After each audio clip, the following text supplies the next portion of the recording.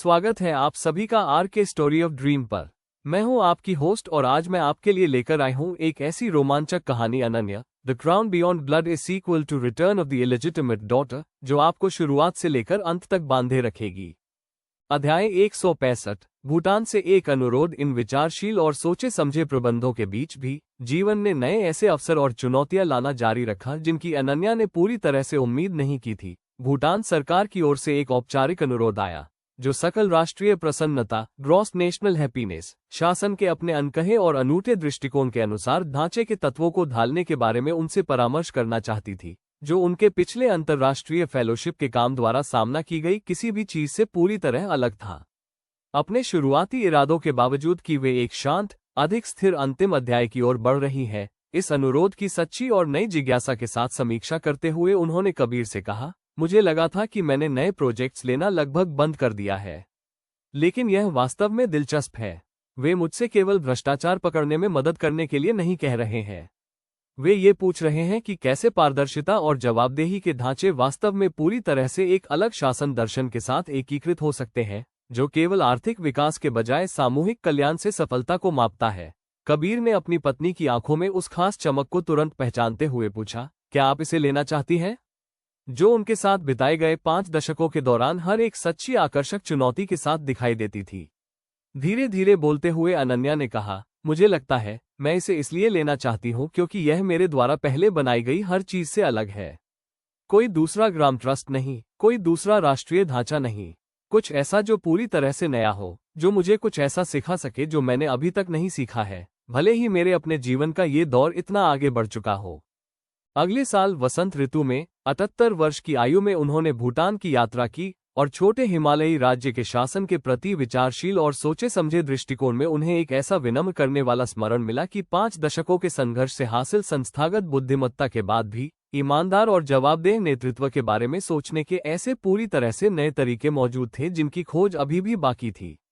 अपनी परामर्श प्रक्रिया के दौरान अपने साथ काम करने वाले भूटानी अधिकारियों से उन्होंने कहा, मैं यहाँ यह विश्वास करते हुए आई थी कि मेरे पास देने के लिए बुद्धिमत्ता है और मैं उतना ही सीखकर जा रही हूँ जितना मैंने सिखाया। मुझे लगता है कि यह वास्तव में इस बात की सबसे सच्ची परीक्षा है कि क्या इस काम में से किसी का भी वास्तव में कोई महत्व रहा है। यह नहीं कि मैंने हर उस जगह अपनी विशिष्ट प्रणाली का सफलतापूर्वक निर्यात किया या नहीं, बल्कि यह कि क्या मैं अभी भी लोगों से कुछ नया सीखने में सक्षम बनी रही, जो उन सवालों के अपने ईमानदार जवाब तलाश रहे थे जिन्हें पूछने के बारे में मैंने कभी खुद सोचा ही नहीं था। अनन्या ने तुरंत और पूरी तरह से उस चक्कर को पहचान लिया जिससे राधिका गुजर रही थी, विरासत में मिले आराम और असुविधाजनक सत्य के बीच का वह भ्रामक टकराव जिसने प्रिया के साथ, खजाने के ऑडिट के साथ और देवयानी के दादा के साथ उसके अपने परिवार के हिसाब किताब के एक बड़े हिस्से को परिभाषित किया था। अनन्या ने ईमानदारी से कहा, मैं आपको यह नहीं बता सकती कि इसके साथ क्या करना है। हाँ, मैं आपको ये जरूर बता सकती हूँ कि मैंने अपने परिवार को ऐसी ही खोजों का सामना करते हुए देखकर क्या सीखा है। ये बात जान लेना अपने आप में कोई कठिन हिस्सा नहीं है, भले ही इस समय आपको ऐसा ही महसूस हो रहा हो। कठिन हिस्सा ये तय करना है कि क्या आप इस ज्ञान को वास्तव में कुछ बदलने की अनुमति देने के लिए तैयार हैं, या फिर आप इसे उसी तरह की आरामदायक चुप्पी में ढल जाने देंगी जिसे शायद आपकी दादी ने चुनना बेहतर समझा था। अध्याय 137। राधिका ने क्या चुना। आने वाले महीनों में अनन्या के कभी कभार मिलने वाले मार्गदर्शन लेकिन अपनी खुद की सच्ची पहल के साथ राधिका ने विस्थापित परिवार के साथ असल में क्या हुआ था, इसका पता लगाने का एक सतर्क और अनिश्चित काम शुरू किया। ये शोध अनन्या की अपनी शुरुआती जांच पड़ताल से कहीं अधिक कठिन था, क्योंकि इसमें कुछ और दशक बीत चुके थे और एक संस्थागत समर्थन प्राप्त सह शासक के मुकाबले एक विश्वविद्यालय के छात्र के पास संसाधन काफी सीमित थे।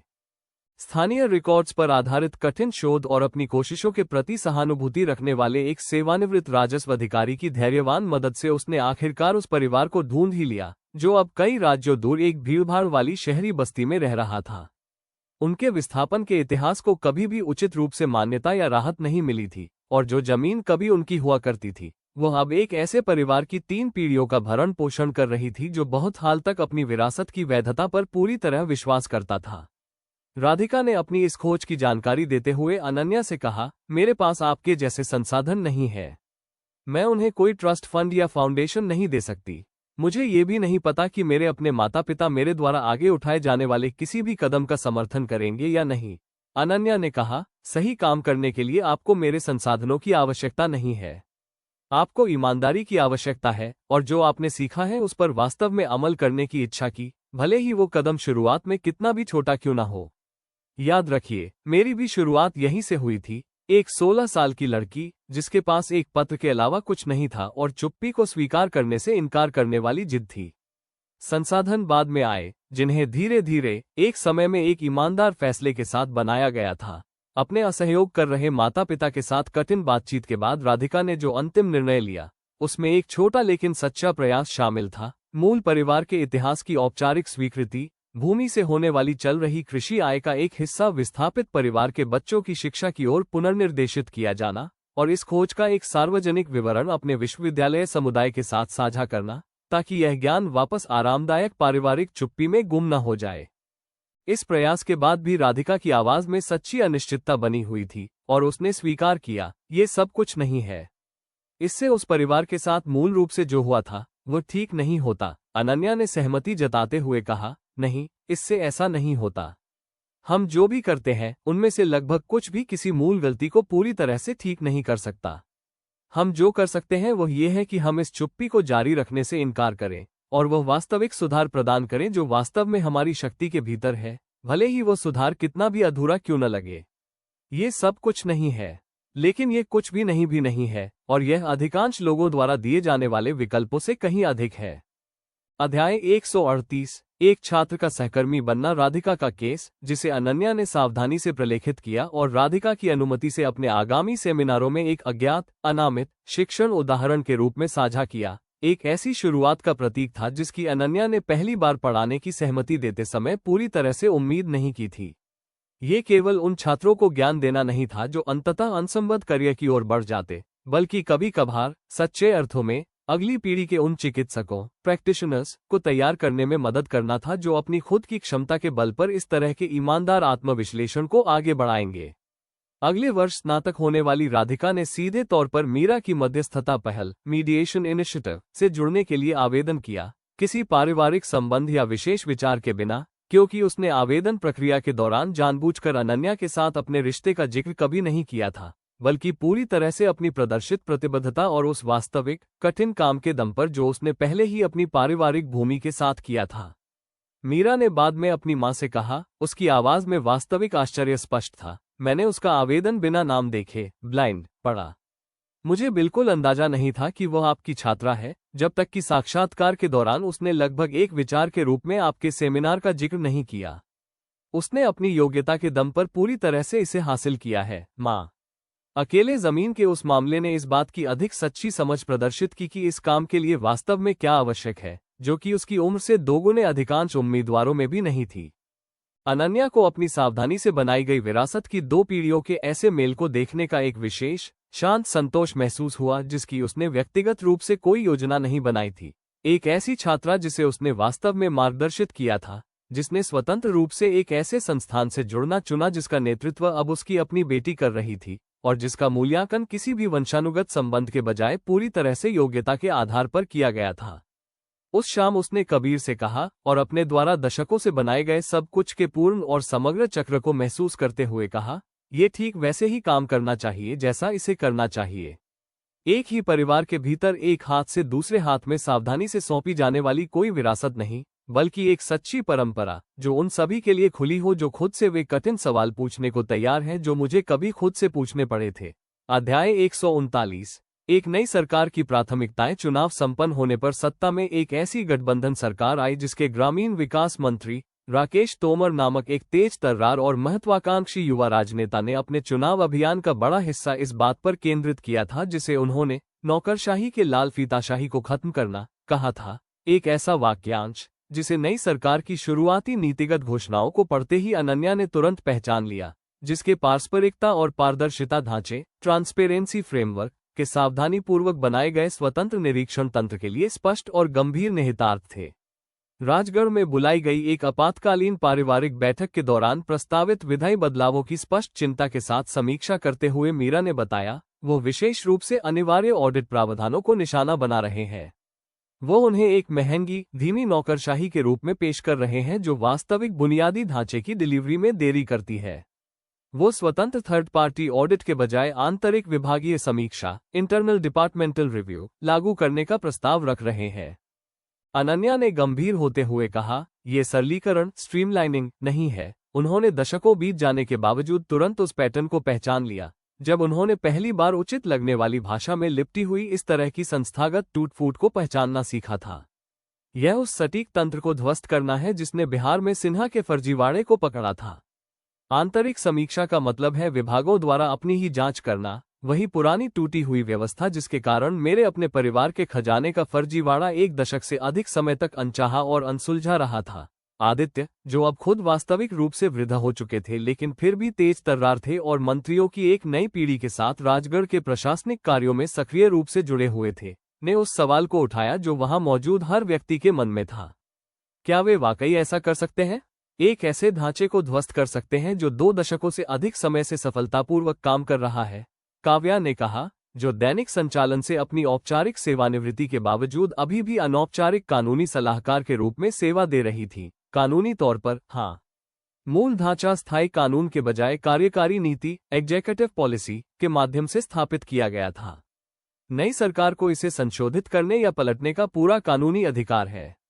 यह कोई ऐसा घोटाला नहीं है जिसे हम उजागर कर सके या कोई ऐसा भ्रष्ट अधिकारी नहीं है जिसे हम जवाबदेह ठहरा सके। ये केवल लोकतंत्र है जो बिल्कुल वैसे ही काम कर रहा है जैसा उसे करना चाहिए और एक ऐसा परिणाम दे रहा है जिसके बारे में हमारा मानना है कि यह वास्तव में हानिकारक है।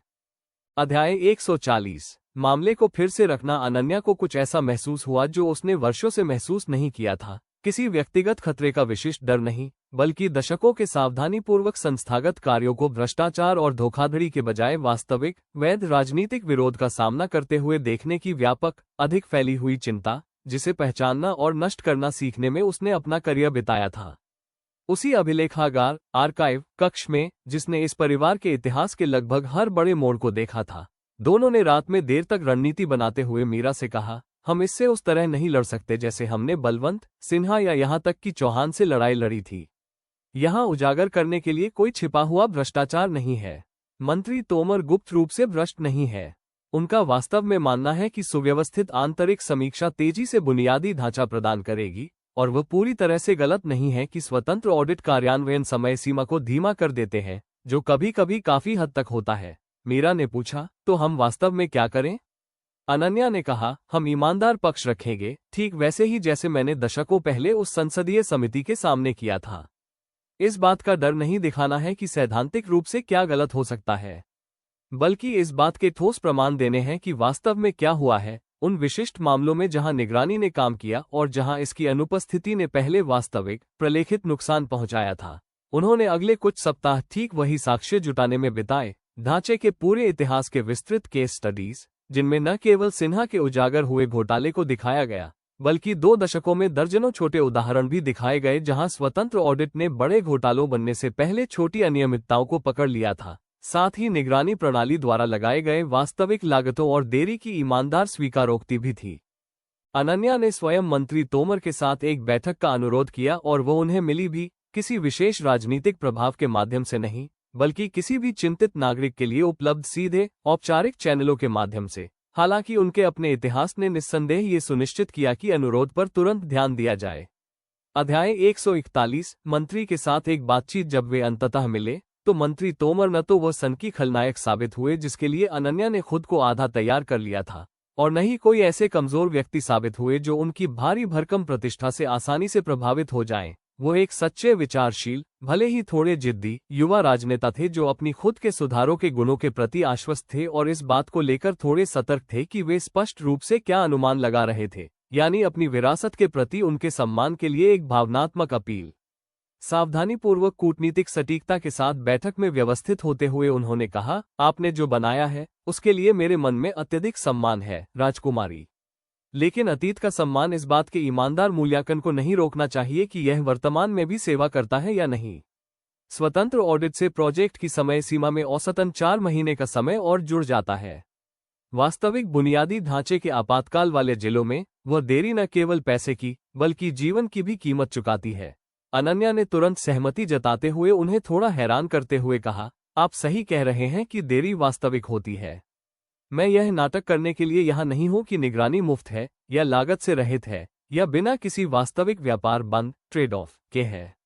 मैं आपको ये दिखाने के लिए यहाँ हूँ कि वास्तव में उन 4 महीनों ने क्या खरीदा है, ऐसे मामलों में जहाँ इसका विकल्प लगातार और बिना पता चले चलने वाला घोटाला होता। उन्होंने व्यवस्थित रूप से साक्ष्य के माध्यम से उन्हें समझाया, अपने स्वयं के इतिहास की भावनात्मक अपील नहीं, बल्कि ठोस, प्रलेखित मामले। बिहार घोटाला, जिसे मीरा की टीम ने 11 साल के बजाय 18 महीने के भीतर पकड़ लिया था, जिसके दौरान उनके अपने परिवार का धोखाधड़ी का मामला अनचाहा रह गया था। पिछले 5 वर्षों के 3 छोटे मामले जहां स्वतंत्र ऑडिट ने निर्माण शुरू होने से पहले ही दुरुपयोग किए गए धन की पहचान कर ली थी और समुदायों को उन बहुत लंबी देरी से बचा लिया था जो विफल परियोजनाओं के पूर्ण पुनर्निर्माण की आवश्यकता के बाद ही धोखाधड़ी का पता लगाने के परिणामस्वरूप होती। अपनी प्रस्तुति को समाप्त करते हुए अनन्या ने कहा, मैं आपसे मूल रूप से डिजाइन किए गए हर विशिष्ट तंत्र को संरक्षित करने के लिए नहीं कह रही हूं। मैं आपसे अंतर्निहित सिद्धांत को संरक्षित करने के लिए कह रही हूं कि किसी न किसी रूप में वास्तविक, स्वतंत्र सत्यापन का अस्तित्व होना चाहिए, जो परियोजनाओं को वास्तव में लागू करने वाले विभागों से अलग हो, या हम ठीक उसी व्यवस्था पर लौट जाएंगे जिसने मेरे अपने परिवार के इतिहास में 1 दशक से अधिक समय तक धोखाधड़ी को पनपने दिया था। यदि आप कुछ ऐसा तेज बना सकते हैं जो अभी भी उस मुख्य कार्य को पूरा करता है, तो मैं इस सुधार का वास्तव में स्वागत करूंगी। यदि आप केवल स्वतंत्र सत्यापन को पूरी तरह से समाप्त कर देते हैं, तो आप नौकरशाही को सुव्यवस्थित नहीं कर रहे हैं। आप उस एकमात्र तंत्र को हटा रहे हैं जो ठीक उसी प्रकार के घोटाले को मजबूती से पकड़ता है जिसके लिए अंततः आपकी अपनी सरकार को दोषी ठहराया जाएगा, जब यह अनिवार्य रूप से फिर से सतह पर आ जाएगा। तोमर इस बात पर काफी देर तक चुपचाप बैठे रहे। उनकी पहले की आश्वस्त खारिज करने की प्रवृत्ति ठोस साक्ष्य के वजन से स्पष्ट रूप से कम हो गई थी, न कि भावनात्मक अपील से। अंततः उन्होंने कहा, मुझे इस पर ठीक से विचार करने की आवश्यकता होगी। राजकुमारी, आपने जितनी उम्मीद थी उससे कहीं अधिक मजबूत पक्ष रखा है। मैं यह नाटक नहीं करूंगा कि मैं अभी पूरी तरह से आश्वस्त हूं, लेकिन मैं निगरानी को पूरी तरह से समाप्त करने के बजाय विशिष्ट तंत्र पर ईमानदारी से पुनर्विचार करने को तैयार हूं। अध्याय 142, दबाव में पुनरुत्थान। इसके बाद लगभग 6 महीने तक तकनीकी कार्य समूहों, हितधारक परामर्शों और सावधानीपूर्वक राजनीतिक दांव पेंच के साथ चली बातचीत ने एक ऐसा अप्रत्याशित गठबंधन तैयार किया जिसमें फ्रेमवर्क के मूल रचनाकारों का प्रतिनिधित्व करने वाली अनन्या और मीरा, नौकरशाही की देरी को कम करने के लिए पूरी तरह प्रतिबद्ध मंत्री तोमर के सुधार प्रेरित कर्मचारी और विशेष रूप से कई युवा तकनीकी नीति विशेषज्ञ शामिल थे जो ऐसे प्रस्ताव लेकर आए थे जिन पर शुरुआत में दोनों पीढ़ियों ने विचार नहीं किया था। तोमर के युवा सलाहकारों में से एक, प्रियंका रेड्डी नामक एक डेटा साइंटिस्ट ने, जिन्होंने अन्य देशों की बुनियादी ढांचा परियोजनाओं में उपयोग किए जाने वाले ब्लॉकचेन आधारित सत्यापन प्रणालियों का अध्ययन करने में वर्षों बिताए थे, प्रस्ताव रखा, क्या होगा यदि स्वतंत्र निगरानी के लिए 4 महीने के समय की आवश्यकता ही न पड़े? वित्तीय अनियमितताओं की वास्तविक समय, रियल टाइम में स्वचालित पहचान हो, निर्माण सत्यापन के लिए उपग्रह, सैटेलाइट छवियों से उसका मिलान किया जाए, और मानव ऑडिटर केवल तभी तैनात किए जाएं जब स्वचालित प्रणाली वास्तव में किसी वास्तविक विसंगति की पहचान करे, न कि जोखिम स्तर की परवाह किए बिना हर एक परियोजना की समीक्षा की जाए। अनन्या ने मानवीय देखरेख को कम करने के किसी भी सुझाव पर पहले दिखाई जाने वाली स्वतःस्फूर्त अविश्वास के बजाय सच्ची और गहरी जिज्ञासा के साथ इस प्रस्ताव को सुना। धीरे धीरे विचार को टटोलते हुए उन्होंने कहा, ये वास्तव में काम कर सकता है। ये स्वतंत्र सत्यापन की जगह नहीं लेगा। ये केवल सत्यापन को तेज और अधिक सटीक रूप से लक्षित बना देगा और उन मामलों के लिए समय लेने वाले मानवीय ऑडिट को सुरक्षित रखेगा जहां स्वचालित प्रणाली ने चिंता का वास्तविक कारण पहले ही पहचान लिया हो। मीरा ने चेतावनी दी, जो हमेशा अपनी मां द्वारा सिखाई गई एक सतर्क और व्यवस्थित व्यवसाय रही थी, यह कोई पूर्ण समाधान नहीं है। स्वचालित प्रणालियों के साथ भी हेरफेर किया जा सकता है, ठीक वैसे ही जैसे सिन्हा ने मूल कागजी रिपोर्टिंग के साथ किया था। हमें ठीक उसी तरह के शोषण के खिलाफ मजबूत सुरक्षा उपायों की आवश्यकता होगी। तकनीकी कार्य समूह ने इसी चिंता का कड़ाई से परीक्षण करने में कई महीने बिताए और निर्धारित धोखाधड़ी को पकड़ने के लिए पर्याप्त मजबूत सुरक्षा उपायों पर अनन्या के दशकों के दृढ़ संकल्प के साथ साथ तेज कार्यान्वयन के लिए तोमर की वास्तविक इच्छा को संतुष्ट करने वाले एक हाइब्रिड फ्रेमवर्क को अंतिम रूप देने से पहले जानबूझकर उन तरीकों की पहचान करने का प्रयास किया जिनसे एक परिष्कृत भ्रष्ट व्यक्ति स्वचालित सत्यापन प्रणाली में हेरफेर कर सकता था। अध्याय 143, क्या सामने आया सुधारित ढांचा। जब अंततः लागू किया गया तो उसने अनन्या द्वारा मूल रूप से स्थापित हर मुख्य सिद्धांत को बनाए रखा, कार्यान्वयन करने वाले विभागों से अलग स्वतंत्र सत्यापन, परिणामों की सार्वजनिक पारदर्शिता और सामुदायिक स्तर की निगरानी प्राधिकरण, जबकि इसके तौर तरीकों का वास्तविक रूप से आधुनिकीकरण किया, जिससे औसत प्रोजेक्ट की देरी 4 महीने से घटकर 3 सप्ताह से भी कम रह गई। ऐसा परिणाम जिसने तोमर के सबसे संदेही राजनीतिक सहयोगियों को भी संतुष्ट कर दिया। सुधारित ढांचे के औपचारिक शुभारंभ पर प्रियंका रेड्डी ने अनन्या से कहा, आपने केवल पुरानी प्रणाली को बचाया नहीं है, आपने इसे वास्तव में सुधारने दिया। मैंने कई ऐसी पुरानी विरासत संस्थाओं के साथ काम किया है जो किसी भी प्रस्तावित बदलाव को हर कीमत पर संरक्षित करने के लिए अस्तित्व के खतरे के रूप में देखती है। आपने हमारे प्रस्ताव को कुछ बेहतर बनाने के एक सच्चे अवसर के रूप में लिया, भले ही इसका मतलब उस चीज को बदलना था जिसे आपने खुद दशकों तक बनाने में बिताया था। मीरा की ओर देखते हुए, जो पास ही मंत्री तोमर के साथ सुधारित प्रणाली के चल रहे निगरानी प्रोटोकॉल पर गहरी बातचीत में व्यस्त थी, अनन्या ने कहा, मैंने ये सबक अपनी खुद की बेटी को मुझसे मूल रूप से डिजाइन की गई चीज से कुछ बेहतर बनाते हुए देखकर सीखा है। मुझे लगता है कि असली गलती मेरे मूल डिजाइन को पवित्र मानना होती, सिर्फ इसलिए कि मैंने इसे पहले बनाया था। सिद्धांत मायने रखता था, विशिष्ट तंत्र का उद्देश्य हमेशा विकसित होते रहना था। बातचीत के करीब आते हुए मंत्री तोमर ने अपनी शुरुआती स्थिति को केवल राजनीतिक लड़ाई हारने के बजाय ईमानदारी से पुनर्विचार करने वाले किसी व्यक्ति की विशेष विनम्रता के साथ अपनी बात रखी। मैं इसे उस चीज को खत्म करने की इच्छा के साथ आया था जिसे मैं अनावश्यक नौकरशाही मानता था।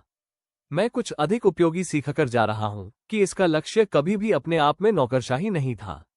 ये जवाबदेही थी, और जवाबदेही वास्तव में मेरी शुरुआती धारणा से अधिक कुशलता से बनाई जा सकती है यदि आप उन लोगों के साथ ईमानदारी से जुड़ने के इच्छुक हैं जो ये समझते हैं कि मूल सुरक्षा उपाय पहली बार में क्यों मौजूद थे। अध्याय 144 संस्थागत अस्तित्व का एक सबक। सुधारित ढांचे के सफल कार्यान्वयन के महीनों बाद इस पर विचार करते हुए अनन्या को संस्थागत कार्य की प्रकृति के बारे में कुछ ऐसा समझ आया जिसे वह अपनी प्रत्यक्ष भागीदारी से लंबे समय तक टिकने वाली संस्थाओं के निर्माण के 3 दशकों के बाद भी पूरी तरह से नहीं समझ पाई थी। कबीर से बात करते हुए जब वे दोनों सुधारित ढांचे के शुरुआती परिणामों की सच्ची संतुष्टि के साथ समीक्षा कर रहे थे, उसने कहा, मैं पहले सोचती थी कि सबसे कठिन हिस्सा पहली बार में कुछ ईमानदार बनाना है। मुझे लगता है कि मैं आखिरकार समझ गई हूं कि कुछ मायनों में इसे ईमानदारी से बनाना वास्तव में आसान चुनौती थी। इससे भी कठिन और निरंतर काम ये सुनिश्चित करना है कि जैसे जैसे इसके आसपास की दुनिया बदलती रहे, जैसे जैसे अलग अलग प्राथमिकताओं वाली नई सरकारें आएं, जैसे जैसे नई तकनीक पुराने समाधानों को पुराना बना दे, और जैसे जैसे हर नई पीढ़ी को अपने लिए ये तय करना पड़े कि पहले क्या आया था, उसे संरक्षित किया जाए, अनुकूलित किया जाए या अंततः बदला जाए, यह अपनी ईमानदारी बनाए रखे। कबीर ने पूछा, क्या इससे आपको डर लगता है? ये जानते हुए कि ढांचा बदलता रहेगा, संभावित रूप से उन तरीकों से जिन्हें हम दोनों पूरी तरह से अनुमानित या नियंत्रित नहीं कर सकते। अनन्या ने स्वीकार किया, पहले ऐसा होता था। अब मुझे लगता है कि यह इस बात का सबसे स्पष्ट संकेत है कि हमने जो बनाया था वह वास्तव में जीवित था, न कि कोई ऐसा स्मारक जो उस रूप में जमा हुआ था जो मैंने मूल रूप से इसे दिया था। मंत्री तोमर मूल प्रणाली को चुनौती देकर गलत नहीं थे, वो केवल यह मानकर गलत थे कि विकल्प उनके और मेरे संस्करण के बीच था, न कि यह पहचानना कि हम दोनों में से कोई अकेले जितना अच्छा डिजाइन कर सकता था, उससे बेहतर हम मिलकर कुछ बना सकते थे। इसके बाद उसे अपनी मां का पत्र याद आया, जो अभी भी अभिलेखागार आर्काइव कक्ष में 3 दशकों के संचित साक्ष्यों के साथ सुरक्षित रखा हुआ था कि उस साधारण इच्छा ने आखिरकार क्या बनाया था। कोई निश्चित स्थायी विरासत नहीं, बल्कि ईमानदारी के प्रति एक चल रही विकसित होने वाली प्रतिबद्धता, जिसे अब वो पूरी तरह समझ चुकी थी कि जब तक जवाबदेही की अंतर्निहित आवश्यकता बनी रहेगी, तब तक हर नई पीढ़ी की अपनी वास्तविक भागीदारी, कठिन सवाल पूछने और ईमानदार जवाब मांगने की उनकी अपनी इच्छा को बनाए रखना जारी रखना होगा। उसने धीरे से बुदबुदाया, अपना हक मांगो, और अधिक सक्रिय और मांग वाले दशकों के निर्माण के मुकाबले इन जाने पहचाने शब्दों में अब एक गहरा अर्थ समाहित था, तुम किसी से कम नहीं हो। मुझे लगता है कि माँ किसी तरह जानती थी कि यह मांगना कभी खत्म नहीं होगा। उसने मुझे बस शुरुआत करने का साहस दिया, और इस बात पर भरोसा किया कि मैंने जो भी बनाया है वो बहुत बाद में भी, जब मैं व्यक्तिगत रूप से उस सवाल को अब और नहीं उठा पाऊंगी, खुद को पूछते रहने का अपना रास्ता ढूंढ लेगा। अध्याय 145 एक संदूक जिसे कभी खोला नहीं गया। ये कामिनी थी, जो अब खुद वृद्ध हो चुकी थी, लेकिन अपने बड़े बच्चों और पोते पोतियों के साथ कभी कभार राजगढ़ आती रहती थी, जिन्होंने सबसे पहले उस विवरण का जिक्र किया जो अनन्या को एक अंतिम अप्रत्याशित जांच की ओर ले जाता। एक आकस्मिक टिप्पणी जो एक पारिवारिक जमावड़े के दौरान लगभग सहजता से की गई थी, मीरा के पुराने सामान के एक छोटे से स्टील के संदूक के बारे में जिसे अनन्या के अपने बचपन के समय से ही स्टोर रूम में रखा गया था, जिसे उनकी मां की मृत्यु के तुरंत बाद के मुश्किल और थकाऊ वर्षों के दौरान पैक किया गया था और उसके बाद से कभी पूरी तरह से नहीं खोला गया था। कामिनी ने कहा, मुझे याद है कि इतने साल पहले मैंने इसे शिफ्ट करने में आपकी मदद की थी। आप बहुत छोटी थी, दुख और एक साथ हो रही हर चीज से बहुत ज्यादा परेशान थी। मैंने हमेशा सोचा कि क्या आपने कभी इसे ठीक से खंगाला भी है। अनन्या को सच्ची हैरानी के साथ यह एहसास हुआ कि उसने ऐसा कभी नहीं किया था। वो संदूक मुंबई वाले फ्लैट से उसके साथ महल के स्टोर रूम में और फिर एक बेहद व्यस्त जीवन के दशकों के सफर से गुजरते हुए यहां तक पहुंचा था, लेकिन उसकी मां की मृत्यु के तुरंत बाद के शुरुआती दौर में एक सरसरी निगाह डालने के अलावा उसकी सामग्री का कभी पूरी तरह से दस्तावेजीकरण नहीं किया गया था, जब दुख के कारण जीवित रहने के अलावा कुछ भी सोचना असंभव लग रहा था। अंततः उसने उसे महल के एक स्टोर रूम में खोज निकाला, जहां दशकों की उपेक्षा की धूल जम चुकी थी, और उसने एक पूरी शांत दोपहर आखिरकार उसकी सामग्री को ठीक से खंगालने में बिताई। पुरानी तस्वीरें, कम कीमत के गहनों के कुछ टुकड़े, मीरा की विभिन्न अस्पताल की नौकरियों के काम के कागजात और बाकी सब के नीचे बहुत सावधानी से रखे गए एक छोटे से बंडल को, जो फीते के फीके पड़े टुकड़ों से बंधा हुआ था और जिस पर मीरा को संबोधित ऐसे हस्ताक्षर थे जिन्हें अनन्या पहचानती नहीं थी। अनन्या के अपने जन्म से वर्षों पहले की तारीख वाले वे पत्र कविता नाम की किसी महिला द्वारा लिखे गए थे, और जैसे जैसे अनन्या ने उन्हें धीरे धीरे सावधानीपूर्वक पढ़ा, एक ऐसी कहानी आकार लेने लगी जिसके बारे में वह कभी नहीं जानती थी। उसकी मां की एक बहन थी, एक बड़ी बहन, जो अनन्या के जन्म से दशकों पहले परिवार से अलग हो गई थी, उन परिस्थितियों के कारण जिन्हें उन पत्रों ने केवल आंशिक रूप से स्पष्ट किया था। अध्याय 146, कविता की तलाश। पत्रों से खोज शुरू करने के लिए पर्याप्त सुराग मिल गए। कविता का विवाहित नाम, उस शहर की एक अनुमानित जानकारी जहां वह दोनों बहनों को अलग करने वाले पारिवारिक मनमुटाव के बाद रहने चली गई थी, और अंतिम पत्र के तेजी से निराशाजनक होते स्वर में इस बात के प्रमाण थे कि परिस्थितियों या अहंकार द्वारा किसी भी स्थायी समाधान को रोकने से पहले मीरा ने कम से कम एक बार सुलह करने की कोशिश की थी। अनन्या के अपने जन्म से लगभग 2 साल पहले के अंतिम पत्र में लिखा था, मीरा, मैं समझती हूँ कि जिस तरह से मैंने घर छोड़ा और हमारे माता पिता की इच्छा के खिलाफ जाकर अपनी जाति से बाहर शादी की, उससे तुम मुझसे क्यों नाराज हो। मैं समझती हूँ कि हमारे माता पिता ने मुझे बेदखल क्यों किया और परिवार में अपनी जगह बचाने के लिए तुम्हें उनका पक्ष क्यों लेना पड़ा। लेकिन मैं तुम्हारी बहन हूँ और मैं तुम्हें याद करती हूँ, और मैं नहीं चाहती कि हमारे बीच ये खामोशी हमेशा के लिए स्थायी हो जाए। कृपया जवाब देना, भले ही यह बताने के लिए हो कि तुम अभी भी मुझे माफ नहीं करती हो। उस बंडल में कोई जवाब नहीं था। इस बात का कोई सबूत नहीं था कि मीरा के अपने कठिन जीवन, गर्भवती, अविवाहित और अंततः अनन्या की पूरी तरह से अकेले परवरिश करने से पहले दोनों बहनें कभी वास्तव में एक हो पाई थी, जिसने स्पष्ट रूप से उस भावनात्मक ऊर्जा को खत्म कर दिया होगा जो किसी अलग हो चुके रिश्ते को आगे बढ़ाने के लिए बची हो सकती थी। अनन्या कई दिनों तक इस खुलासे के साथ बैठी रही, एक ऐसी मां के बारे में कुछ नया जानने के विशेष जटिल दुख को महसूस करते हुए जिसे वह सावधानीपूर्वक पुनर्निर्माण के 3 दशकों के बाद पूरी तरह से समझ चुकी थी। कबीर से बात करते हुए उसने कहा, मुझे लगता था कि मैं उसकी पूरी कहानी जानती हूँ। मैंने इस सिद्धांत पर एक पूरा फाउंडेशन बनाया था कि परिवारों को एक दूसरे से राज नहीं छिपाने चाहिए। मैंने कभी कल्पना नहीं की थी कि मेरी अपनी मां ने भी एक बहन के बारे में अपना कोई राज छिपा रखा होगा, जिसके अस्तित्व के बारे में मुझे कभी पता ही नहीं था। कबीर ने नरमी से पूछा, क्या तुम उसे ढूंढने जा रही हो? अनन्या ने कहा, मुझे लगता है कि मुझे ऐसा करना ही होगा। किसी फाउंडेशन के लिए नहीं, किसी सार्वजनिक उद्देश्य के लिए नहीं, सिर्फ अपने लिए और उस मां के लिए जिसे मैं समझती थी कि मैं पूरी तरह जान चुकी हूं। अध्याय 147, अनन्या को क्या मिला। ये खोज, जिसे किसी भी व्यापक पेशेवर संसाधनों के माध्यम से नहीं बल्कि चुपचाप और व्यक्तिगत रूप से किया गया था, अंततः पुणे के एक साधारण अपार्टमेंट में जा पहुंची, जहां 90 के दशक के शुरुआती वर्षों की एक महिला ने, जो अपनी अधिक आयु के बावजूद अभी भी तेज तर्रार थी, दरवाजा खोला और एक ऐसी अजनबी को सामने पाया जिसकी शक्ल एक ऐसी बहन से अचूक रूप से मिलती थी जिसे उसने 5 दशकों से अधिक समय से नहीं देखा था। अनन्या के पूरी तरह से अपना परिचय देने से पहले ही आंखों में पहले से ही आंसू भरकर कविता ने तुरंत कहा, तुम्हारी आंखें उसी जैसी हैं।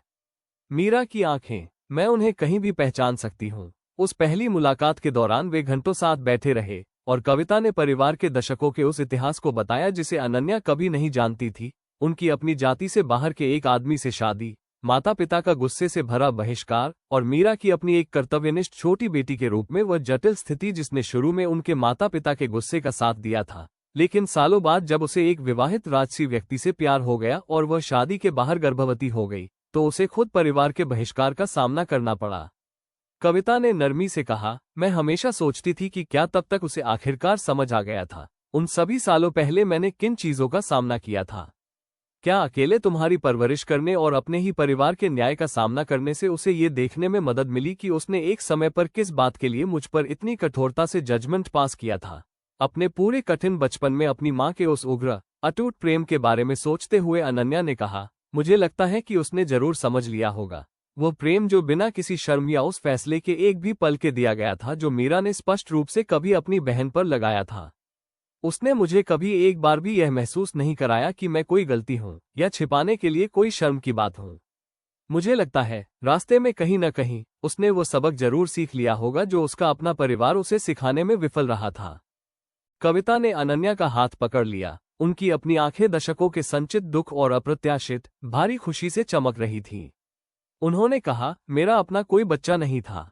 मैंने कभी नहीं सोचा था कि 91 साल की उम्र में मुझे अचानक एक भतीजी मिल जाएगी, और पिछले वर्षों में मैंने जितनी भी बातें पढ़ी हैं, उनके अनुसार इसके अलावा एक पूरा विस्तारित परिवार भी मिल जाएगा। मुझे समझ नहीं आ रहा है कि इस भावना के साथ क्या करूं, बेटी।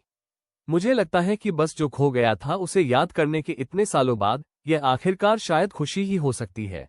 अध्याय 148। कविता को घर लाना। कविता का बड़े परिवार से परिचय धीरे धीरे और सोच समझकर हुआ, जिसमें उस औपचारिक समारोह का कोई नामो निशान नहीं था जिसने दशकों पहले राजगढ़ के फाटकों पर अनन्या के अपने आगमन को चिन्हांकित किया था।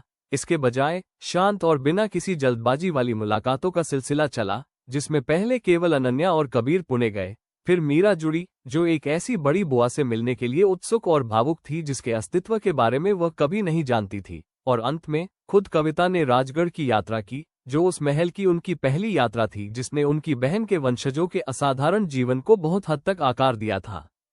उसी दरबार हॉल में खड़े होकर, जहां दशकों पहले अनन्या को पहली बार एक वैध उत्तराधिकारी के रूप में मान्यता दी गई थी, और जो अब आधी सदी से अधिक समय पहले संपर्क खो चुकी बहन के पोते पोतियों और परपोते परपोतियों से भरा हुआ था, कविता ने कहा, मैंने कभी ऐसी किसी चीज की कल्पना नहीं की थी।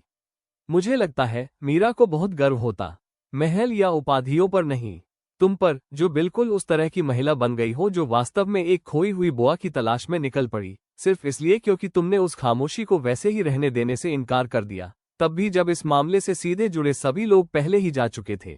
देवयानी, जो अब खुद 90 के दशक की थी लेकिन अभी भी तेज तर्रार थी और बढ़ती हुई कांपती उंगलियों के बावजूद कभी कभार बगीचों में पेंटिंग करती रहती थी, ने कविता का उसी खुले दिल से स्वागत किया जो उन्होंने कभी महल के फाटकों पर एक डरी हुई 16 वर्षीय लड़की को दिखाया था। उन्होंने सहजता से कहा, अनन्या की माँ का कोई भी परिवार हमारा अपना परिवार है। हमने उस सबक को सीखने में 30 साल बिताए हैं, एक समय में एक कठिन सच्चाई के साथ। मुझे लगता है कि हम आखिरकार इसमें काफी अच्छे हो गए हैं।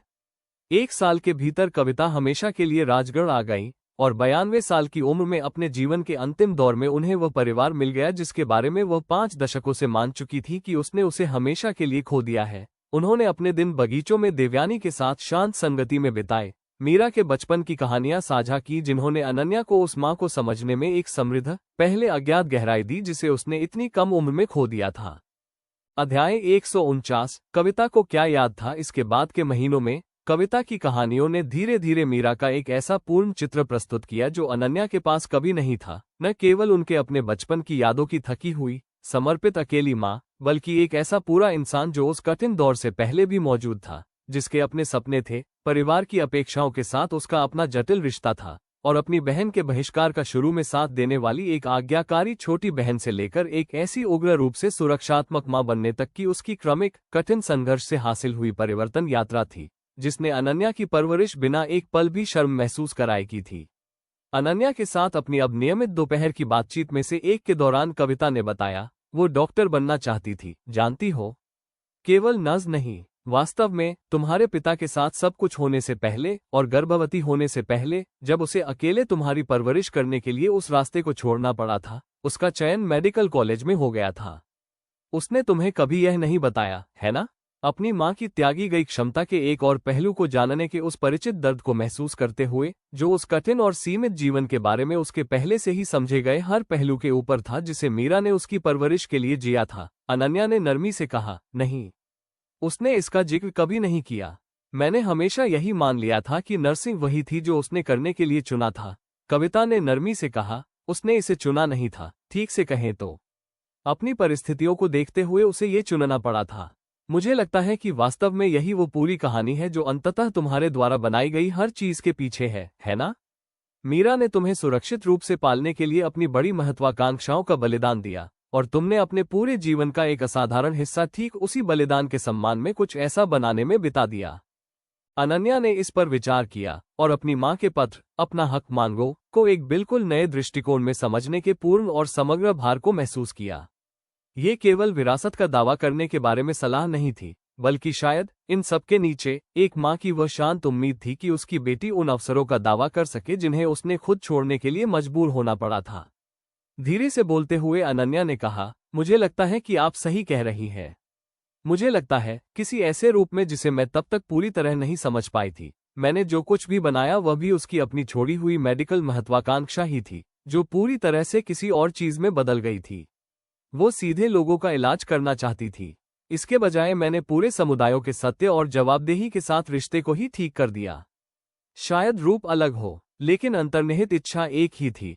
अध्याय 150। चक्र पूरा हुआ। मीरा की मृत्यु के ठीक 35 वर्ष पूरे होने की वर्षगांठ पर अनन्या ने पूरे विस्तारित परिवार को एकत्रित किया। कविता अब पूरी तरह से उनके जीवन का हिस्सा बन चुकी थी। देवयानी कमजोर होने के बावजूद वहां मौजूद थी। आदित्य और उनके अपने बड़े बच्चे इशिता और वीर अपने परिवारों के साथ, कबीर उसके ठीक बगल में वैसे ही अडिग खड़े थे जैसे वे पिछले 3 दशकों से अधिक समय से थे, और मीरा, जो अपनी खुद की छोटी बेटी की परवरिश करते हुए अपना एक सफल करियर चला रही थी, जिसका नाम बिना किसी के कहे सीधे अनन्या ने अपनी इस परिवार की कहानी को गढ़ने वाली मित्र के सम्मान में केवल काव्या रखा था। वे दरबार हॉल में नहीं, बल्कि छोटे मुंबई अस्पताल के मेमोरियल गार्डन में एकत्रित हुए थे, जो मीरा राठौर विंग से सटा हुआ था और दशकों में बढ़कर एक पूरी तरह से विकसित सामुदायिक स्वास्थ्य केंद्र बन गया था, जो हजारों ऐसे मरीजों की सेवा कर रहा था जो कभी उस विशिष्ट व्यक्तिगत दुख से वाकिफ नहीं होंगे जिसने मूल रूप से इसके निर्माण को प्रेरित किया था। अनन्या अपनी मां के नाम और तिथियों वाली छोटी स्मृति तख्ती, मेमोरियल पट्टिका, के सामने खड़ी थी। कविता उनके बगल में 50 साल की जुदाई के बाद दोबारा मिली बहन का हाथ पकड़े हुए खड़ी थी, और वे एक अकेले पुराने पत्र द्वारा अंततः निर्मित हर चीज के पूर्ण और समग्र भार को महसूस कर रही थी। एकत्रित परिवार से उसने धीरे से कहा, मैं पहले सोचती थी कि यह कहानी केवल मेरी अपनी सुनाने के लिए है। एक बेटी जो अपने पिता की मान्यता का दावा कर रही है, अपनी मां की एक साधारण इच्छा से एक विरासत का निर्माण कर रही है। अब मैं समझती हूं कि यह कभी भी केवल मेरी कहानी नहीं थी। ये हमेशा से कविता की कहानी भी थी, और देवयानी की, और इशिता की, और कबीर के परिवार की कहानी, और मीरा की अपनी कहानी भी, अपने ही तरीके से, लोगों का एक पूरा तारामंडल, जिनमें से प्रत्येक अपने दबे हुए सच को लिए हुए था, और हर एक ने आखिरकार उन सत्यों को आखिरकार रोशनी में आने देने का साहस जुटा लिया। उसने एकत्रित परिवार के चारों ओर देखा, जो अब 3 पीढ़ियों गहरा था, और जो सुविधाजनक चुप्पी के बजाय सच बोलने और ईमानदार आत्मविश्लेषण पर आधारित था, और असाधारण, मांगलिक और अंततः पूर्णता से भरे काम के 35 वर्षों में पहली बार उसने कुछ ऐसा महसूस किया जो वास्तव में और पूरी तरह से शांति जैसा था। उसने धीरे से कहा, अपना हक मांगो, तुम किसी से कम नहीं हो, और ये जाने पहचाने शब्द उस हर चीज के पूर्ण भार को समेटे हुए थे जिसका वे आखिरकार मतलब रखते थे, न केवल उसकी अपनी विरासत, जिसका दावा दशकों पहले किया गया था, बल्कि वह हर एक व्यक्ति जिसे इस साधारण इच्छा ने आखिरकार छुआ था, 3 महाद्वीपों और 3 पीढ़ियों में, और यह सब उस मरने वाली मां के उस उग्र, अटूट प्यार से जुड़ा था जो उसने एक छोटी सी मुंबई के फ्लैट में पूरी तरह अकेले अपनी एक बेटी को पाला था, और जिसके पास देने के लिए ईमानदारी और दृढ़ संकल्प के अलावा कुछ नहीं था। मेमोरियल गार्डन से, एकत्रित परिवार से, और अपनी मां की उस साधारण इच्छा से जो अंततः पूरी तरह से बंद हो चुकी थी, उसने फुसफुसाते हुए कहा, धन्यवाद मां। मुझे लगता है कि मैं आखिरकार वो सब समझ गई हूं जिसका मतलब वास्तव में आपका था। मुझे उम्मीद है कि आप जहां कहीं भी हैं, आप जानती हैं कि यह काफी था। ये हमेशा से, पूरी तरह से, काफी था। अध्याय 151। छोटी काव्या के सवाल। 4 साल की उम्र में मीरा की बेटी, जिसका नाम बिना किसी के कहे उस पारिवारिक मित्र के नाम पर रखा गया था जिनकी निष्ठा ने इस गाथा के मध्य अध्यायों को बहुत अधिक आकार दिया था, में पहले से ही एक खास परिचित आदत आ चुकी थी। वह ऐसी बातें पूछने पर अड़ जाती थी जिनकी उम्मीद वयस्कों को किसी इतनी छोटी बच्ची से सबसे कम होती थी।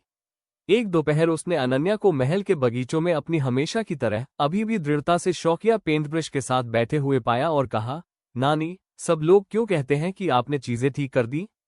क्या टूट गया था? अनन्या ने अपना ब्रश नीचे रख दिया और यह सोचने लगी कि 4 साल की बच्ची को बिना किसी ऐसे इतिहास के बोझ तले दबाए जिसे वह आसानी से समझ न सके, ईमानदारी से कैसे जवाब दिया जाए। उन्होंने सावधानी से कहा, बहुत समय पहले इस परिवार के कुछ लोग एक दूसरे से सच नहीं बोलते थे। इससे कई अन्य लोग दुखी हो गए और कुछ लोग इसकी वजह से आहत भी हुए। मैंने अपने जीवन का एक बड़ा हिस्सा ये सुनिश्चित करने में बिताया कि ऐसा दोबारा न हो। छोटी काव्या ने पूछा, बलवंत की तरह? जिससे ये स्पष्ट था कि उसने परिवार के अक्सर दोहराए जाने वाले इतिहास को अनन्या की उम्मीद से कहीं अधिक अपने अंदर उतार लिया था। हल्की सी खुशी और उतने ही गहरे भावुक होते हुए अनन्या ने पुष्टि की, बलवंत की तरह। वो इस बात का हिस्सा है कि मैंने क्यों सीखा कि सच बोलना, तब भी जब वो डरावना हो, चुप रहने से लगभग हमेशा बेहतर होता है। काव्या ने उसी गंभीरता के साथ इस पर विचार किया जिसे अनन्या को दशकों पहले बिल्कुल इसी उम्र में मीरा से याद था। उसने घोषणा की, मैं सच बोलने से नहीं डरती। मैंने दादा आदित्य से कहा कि उनकी नई कार अजीब आवाज निकालती है और मम्मा ने कहा कि यह मेरी बहुत बहादुरी थी। अनन्या हंस पड़ी और उनकी हंसी की आवाज बगीचे की शांत दोपहर की हवा में आसानी से गूंज उठी। उन्होंने कहा, यही असली जज्बा है बेटी। कारों और अजीब आवाजों पर अभ्यास करती रहो। छोटे छोटे सत्यों पर पर्याप्त अभ्यास करने के बाद बड़े सत्य आसान लगने लगते हैं। अध्याय 152। रात में एक डर, स्वास्थ्य संबंधी यह संकट बिना किसी चेतावनी के आ गया, ठीक उसी तरह जैसे ऐसी चीजें अक्सर होती हैं। अनन्या रात के बीच में सीने में एक तेज अपरिचित दर्द के साथ उठी। कबीर ने तुरंत और शांत भाव से मोर्चा संभाला और परिवार के दशकों के अपने मुश्किल से सीखे गए संस्थागत अनुभवों से परिष्कृत और विस्तारित महल के आपातकालीन चिकित्सा प्रोटोकॉल ने पूरी दक्षता के साथ काम करना शुरू कर दिया।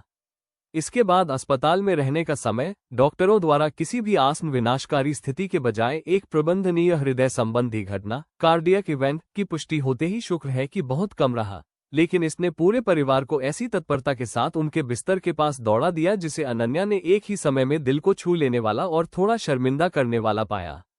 अस्पताल के बिस्तर पर लेटी हुई कबीर, मीरा, आदित्य, इशिता, वीर और 90 के दशक को पार कर चुकी स्पष्ट रूप से डरी हुई देवयानी से घिरी अनन्या ने जोर देकर कहा, मैं बिल्कुल ठीक हूँ। एक छोटा सा डर और कुछ नहीं। जिस तरह से आप सब मंडरा रहे हैं, उसे देखकर कोई यही सोचेगा कि मैंने अकेले ही पूरे देश की भ्रष्टाचार की समस्या को हल कर दिया है। कबीर ने सूखे भाव से कहा, आपने उससे कहीं अधिक किया है। हालांकि उनका हाथ अब भी उनके हाथ के चारों ओर कसकर जकड़ा हुआ था, जो रात की अनिश्चितता के दौरान उनके द्वारा उठाए गए वास्तविक डर को बयां कर रहा था। जब आपका दिल हम सबको ये याद दिलाने का फैसला करता है कि यह वास्तव में अजेय नहीं है, तो इसे गंभीरता से लेने के लिए हमें माफ कर दीजिए। संकट टल जाने के बाद इस घटना ने एक वास्तविक, शांत आत्मनिरीक्षण का दौर शुरू कर दिया जिसकी अनन्या ने पूरी तरह से उम्मीद नहीं की थी। अपनी नश्वरता का एक विशिष्ट, भटका देने वाला सामना, जो अब अपने 70 के दशक में अच्छी तरह से थी, और उन्होंने अपने जीवन के इतने दशक गांवों, ढांचों और दूसरे लोगों की विरासत में मिली गलतियों पर बाहर की ओर ध्यान केंद्रित करने में बिताए थे कि उन्होंने शायद ही कभी अपने बाकी बचे सीमित समय के बारे में पूरी तरह से सोचने के लिए विराम लिया हो।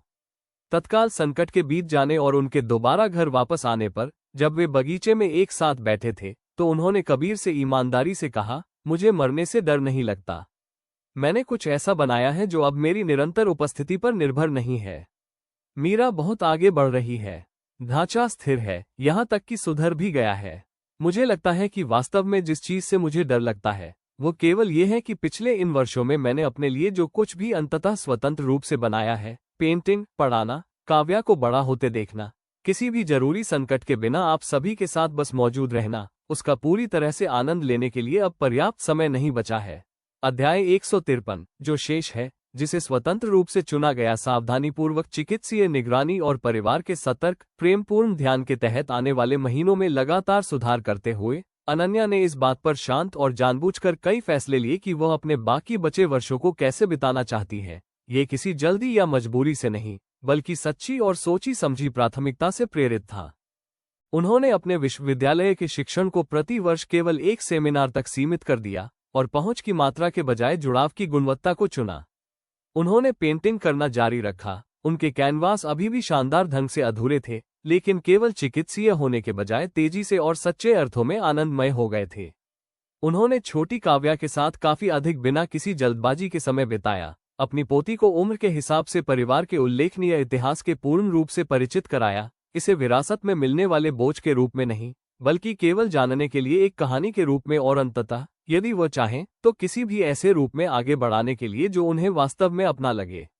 मीरा के साथ अपनी अब नियमित रविवार दोपहर की बातचीत में से एक के दौरान उन्होंने कहा, मैं पहले सोचती थी कि विरासत का मतलब कुछ ऐसा बनाना है जो हमेशा के लिए टिके।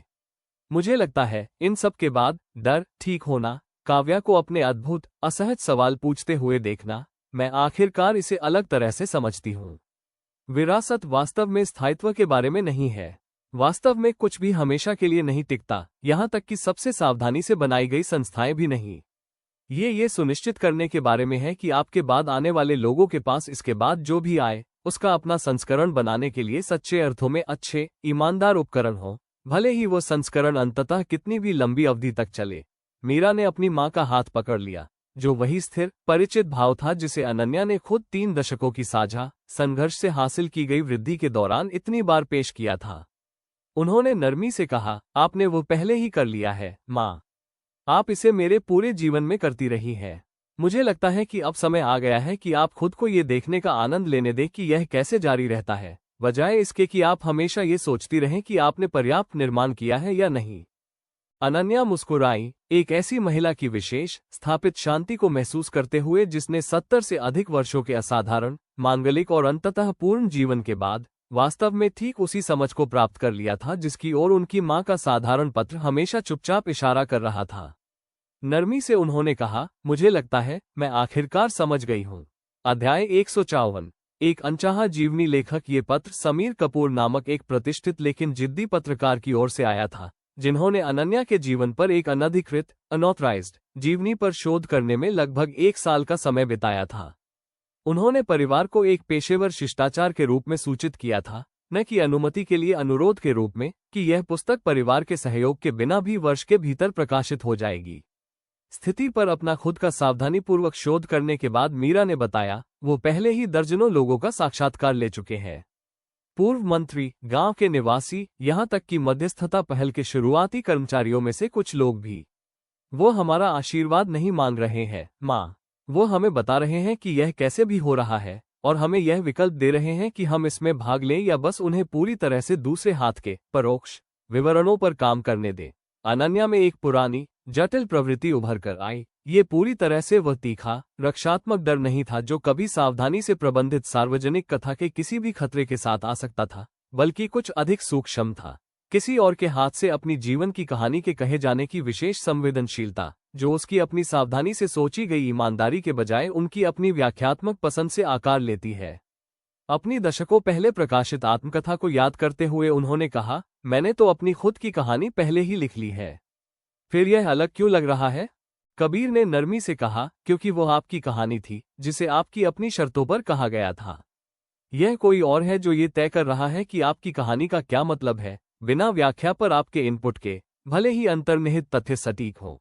अध्याय 155। कपूर से मुलाकात। अनन्या अंततः समीर कपूर के साथ एक ही बैठक के लिए सहमत हो गई, बिल्कुल अपनी कथा को नियंत्रित करने के लिए नहीं, बल्कि यह प्रत्यक्ष रूप से समझने के लिए कि वह वास्तव में किस तरह की कहानी कहना चाहता है, इससे पहले कि वह ये तय करे कि उसकी अपनी भागीदारी उसकी ईमानदारी में सुधार कर सकती है या केवल इसे अवांछित अधिकार प्रदान कर सकती है।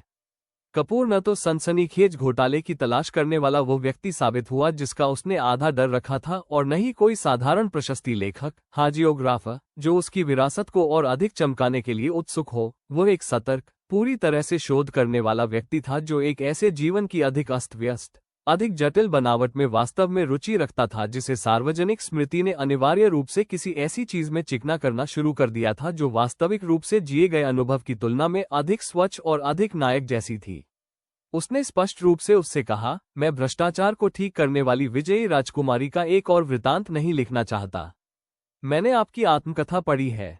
ये ईमानदार है, लेकिन ये समझने योग्य रूप से आपके अपने जीवन का आपका अपना सावधानीपूर्वक सोचा समझा विवरण भी है। मैं उन लोगों से बात करना चाहता जिन्होंने आपको रास्ते में गलतियां करते हुए देखा, सिन्हा के खुलासे से पहले की शुरुआती ढांचागत विफलताएं जिन्होंने आपको बेहतर सुरक्षा उपाय बनाना सिखाया, वे साल जब इशिता को हस्तक्षेप करना पड़ा क्योंकि आप खुद को जमीन में घसीट रही थी, वह वास्तविक अनिश्चितता जो आपने हर बड़े निर्णय बिंदु पर महसूस की होगी, न कि वह आश्वस्त स्पष्टता जिसे बात की सूझबूझ कठिन विकल्पों पर पीछे की ओर पेश करती है। अनन्या ने इस पर विचार किया और कपूर के बताए गए इरादे में उस ईमानदारी के साथ कुछ ऐसा सच्चा पाया जिसकी वकालत करने में उसने दशकों बिताए थे। भले ही इसका मतलब ये था कि वह इस बात पर से कुछ नियंत्रण छोड़ रही थी कि वह ईमानदारी कैसे बताई जाती है। धीरे धीरे बोलते हुए उसने कहा, यदि मैं भाग लेती हूँ तो मैं चाहती हूँ कि आप उन लोगों से भी बात करें जिनकी इस काम ने वास्तव में सेवा की है, न कि केवल उन लोगों से जिन्होंने इसे व्यवस्थित किया। कमलाबाई की पोती से, चंदपुरा के उन परिवारों से जिन्होंने खनन प्रस्ताव के खिलाफ फैसला किया था, अमारा और मिन्ह से, और उनके इस बात के अपने ईमानदार विवरण से कि मेंटरशिप का रिश्ता उनकी तरफ से वास्तव में कैसा दिखता था, जिसमें मेरे साथ काम करने में उन्हें जो भी निराशाएं या सीमाएं महसूस हुई वे भी शामिल है। कपूर ने कहा, मैं पहले ही कर चुका हूं। उनके विवरण वास्तव में अब तक की गई मेरी सबसे मूल्यवान सामग्री में से कुछ है। मुझे लगता है कि जब ये किताब पूरी हो जाएगी तो आप पाएंगी कि यह वैसी कहानी नहीं है जैसी आप शायद अभी कल्पना कर रही है।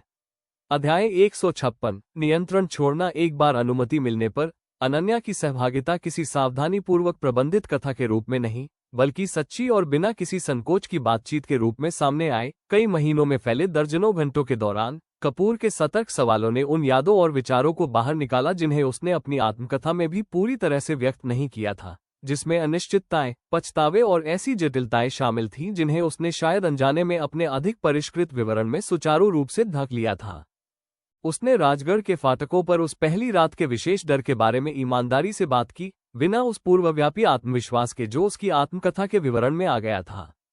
उसने बिहार घोटाले के दौरान वास्तविक संदेह के बारे में बात की, उन क्षणों के बारे में जब उसने व्यक्तिगत रूप से सोचा था कि क्या पूरा ढांचा अपनी ही सार्वजनिक विफलता के वजन के नीचे ढह सकता है। उसने पहली बार सार्वजनिक रूप से बलवंत की मृत्यु को देखने के जटिल दुख के बारे में बात की, न तो पूरी माफी महसूस करते हुए और न ही पूरा समाधान, बस एक ऐसा उलझा हुआ अधूरा समापन जो किसी भी संतोषजनक कथा के दायरे में ठीक से फिट नहीं बैठता था। जब ये किताब आखिरकार प्रकाशित हुई, जो कपूर के शुरुआती पत्र के लगभग 2 साल बाद आई थी, तो अनन्या ने इसे रक्षात्मक छानबीन के बजाय सच्ची और सोची समझी ध्यान से पढ़ा, और जैसा कि कपूर ने वादा किया था, उसने पाया कि यह चित्र उस पॉलिश की हुई सार्वजनिक कथा की तुलना में काफी अधिक जटिल और मानवीय था जो 3 दशकों में उसके चारों ओर जमा हो गई थी, बिना इस बात का एक बार भी एहसास हुए कि उसके जीवन के काम की अंतर्निहित ईमानदारी वास्तव में विकृत या कम हो गई थी। अंतिम अध्याय को बंद करते हुए उसने कबीर से कहा, किसी और की सावधानीपूर्वक व्याख्या के माध्यम से खुद को पढ़ना पूरी तरह से सहज नहीं है, लेकिन मुझे लगता है कि यह कुछ मायनों में मेरी अपनी आत्मकथा से भी अधिक ईमानदार है। मैंने उस विवरण के हर एक शब्द को नियंत्रित किया था। इस किताब में वो सारा उलझाव शामिल है जिसे मैंने शायद अनजाने में सुचारू कर दिया होगा, भले ही मैंने पूरी ईमानदारी बरतने की पूरी कोशिश की हो। कबीर ने पूछा, क्या इससे आपको परेशानी होती है? अनन्या ने इस सवाल पर ईमानदारी से विचार करते हुए कहा, नहीं। मुझे लगता है कि यह वास्तव में उन सभी बातों का अंतिम सबक है जो मैंने 30 वर्षों तक हर किसी को सिखाई है। वास्तविक जवाबदेही का मतलब है अपनी खुद की कथा पर से नियंत्रण वास्तव में छोड़ देना, यह विश्वास करते हुए कि ईमानदार छानबीन, भले ही वह असहज हो, अंततः सावधानीपूर्वक प्रबंधित आराम की तुलना में सत्य की बेहतर सेवा करती है। मैंने पूरी सरकारों, पूरी संस्थाओं से ठीक उसी सिद्धांत को स्वीकार करने के लिए कहा था। मुझे लगता है कि अब समय आ गया था कि मैं खुद अपनी कहानी के बारे में इसे पूरी तरह से स्वीकार करूं। अध्याय 157, एक विचार जो बहुत पहले आ जाना चाहिए था। जब अनन्या ने अंततः इस विचार पर गंभीरता से विचार करना शुरू किया, तो पीछे मुड़कर देखने पर यह लगभग शर्मनाक रूप से स्पष्ट महसूस हुआ। दशकों तक ट्रस्ट, फ्रेमवर्क और मध्यस्थता पहलों का निर्माण करने के बाद, जो हर तरह की संस्थागत गड़बड़ियों को संबोधित करती थी, उन्होंने अपनी मां के जीवन के पीछे छिपे विशिष्ट व्यक्तिगत बलिदान को कभी भी औपचारिक रूप से सम्मानित नहीं किया था। एक प्रॉमिसिंग मेडिकल करियर जिसे एक बेटी को अकेले पालने के लिए छोड़ दिया गया था। एक दोपहर अभिलेखागार आर्काइव कक्ष में उनके साथ बैठी काव्या की बेटी, खुद युवा काव्या, जो अब एक विचारशील किशोरी थी और परिवार के पूरे इतिहास के प्रति तेजी से उत्सुक हो रही थी, से उन्होंने कहा, मुझे नहीं पता कि इसके बारे में ठीक से सोचने में मुझे इतना समय क्यों लगा। मैंने ईमानदारी के अमूर्त सिद्धांत को सम्मानित करने वाली पूरी संस्थाएं बनाई। मैं कभी भी उस बेहद विशिष्ट व्यक्तिगत कीमत को सम्मानित करने के बारे में नहीं सोच पाई जो मेरी मां ने चुकाई थी, जिसने बाकी सब कुछ संभव बनाया। परिवार की महिलाओं की हर पीढ़ी को परिभाषित करने वाली उसी स्पष्टता के साथ युवा काव्या ने पूछा, तो आप क्या करने जा रही हैं? अनन्या ने कहा, मैं एक छात्रवृत्ति स्कॉलरशिप स्थापित करने जा रही हूं। पूरी मेडिकल स्कूल की फंडिंग विशेष रूप से उन युवा महिलाओं के लिए जो आपकी परदादी जैसी पृष्ठभूमि से है, अकेली मां या अकेली माताओं की बेटियां, जिन्हें अपने परिवारों का समर्थन करने के लिए अपनी खुद की महत्वाकांक्षाओं को एक तरफ रखना पड़ा है, ठीक वैसे ही जैसे मां को मेरे लिए अपनी महत्वाकांक्षाओं को छोड़ना पड़ा था। मीरा राठौर मेडिकल स्कॉलरशिप, जिसे एक ऐसे सावधानीपूर्वक और विचारशील ढांचे के साथ फाउंडेशन के माध्यम से स्थापित किया गया था जो किसी दिखावटी इशारे के बजाय वास्तविक योग्यता आधारित चयन सुनिश्चित करता था, अगले वर्ष 6 युवा महिलाओं के अपने पहले समूह के साथ शुरू हुई, जिनमें से प्रत्येक को न केवल अकादमिक वादे के लिए बल्कि उस विशिष्ट प्रलेखित पारिवारिक बलिदान के लिए सावधानीपूर्वक चुना गया था जो कभी उनकी अपनी मेडिकल महत्वाकांक्षाओं को पूरी तरह से समाप्त करने की धमकी देता था। अध्याय 158 पहले स्कॉलर्स से मिलना। अनन्या ने औपचारिक प्रवेश से पहले प्रत्येक स्कॉलरशिप प्राप्तकर्ता से व्यक्तिगत रूप से मिलने पर जोर दिया, किसी सार्वजनिक कार्यक्रम में एक दाता के दूर के औपचारिक हाथ मिलाने के रूप में नहीं, बल्कि सच्ची और बिना जल्दबाजी के बातचीत के रूप में, क्योंकि वह अपनी मां के नाम और विरासत को उन्हें सौंपने से पहले प्रत्येक युवा महिला की अपनी विशिष्ट कहानी को समझना चाहती थी। बिहार के एक छोटे से शहर से ताल्लुक रखने वाली प्रियंका शर्मा नाम की एक दृढ़ निश्चयी युवा महिला जब अपनी बैठक में पहुंची तो उसकी कहानी ने अनन्या को एक विशेष और गहरे प्रभाव से झकझोर दिया। उसकी अपनी मां, जो कम उम्र में विधवा हो गई थी, ने प्रियंका को स्कूल में बनाए रखने के लिए कई नौकरियां की, जबकि विस्तारित परिवार की ओर से लगातार दबाव था कि उसे पढ़ाई से हटाकर उसकी जल्दी शादी तय कर दी जाए। अपनी बातचीत के दौरान प्रियंका ने अनन्या से कहा, जब भी हालात सबसे ज्यादा मुश्किल होते थे, मेरी मां मुझसे एक बात कहती थी। वो कहती थी, बेटी, जो तुम्हारे योग्य है उसके लिए मांगो। किसी को भी यह विश्वास न दिलाने दो कि तुम अपने सपनों से कम की हकदार हो। इस स्कॉलरशिप के बारे में पढ़ने से पहले मुझे यह नहीं पता था कि वे शब्द ठीक वही थे जो आपकी अपनी मां ने आपको लिखे थे।